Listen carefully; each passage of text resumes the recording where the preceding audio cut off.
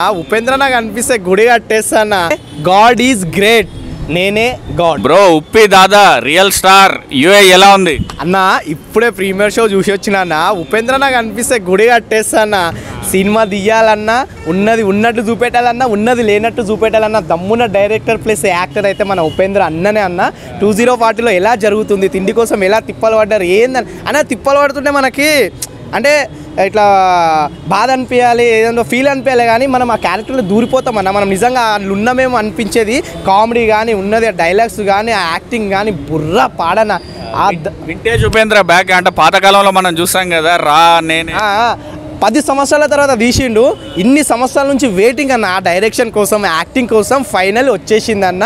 So కొంతమంది డైరెక్టర్లు ఉన్నారు, పెద్ద పెద్ద డైరెక్టర్లు. సో ఆ డైరెక్టర్లు అందరూ వచ్చి సినిమా ఎలా తీయాలి, ఎలా తీయకూడదు అని వచ్చి చూసే సినిమా ఈ సినిమా అన్న. సో మన ప్రభాస్ అన్నది కల్కి సినిమా చూసినాం కదా, అది వేరే లెవెల్ అయితే ఇది ఇంకా దాని అమ్మ మించిన వేరే లెవెల్ అన్న.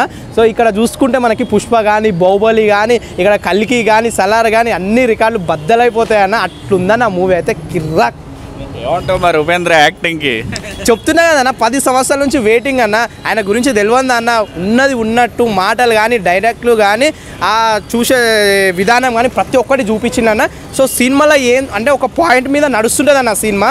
అసలు ఆ రాజకీయం, ఆ అధికారం అనేది ఎలా వస్తుంది, అధికారం వచ్చిన తర్వాత ప్రజల్ని ఎలా చూసుకుంటున్నాడు, ఆ 2040లో అంటే మన ఇండియాలోనే ఉంటారా లేదంటే వేరే గ్రహం మీద ఉంటారా అనేది మొత్తం సినిమాలో చూడండి అన్న.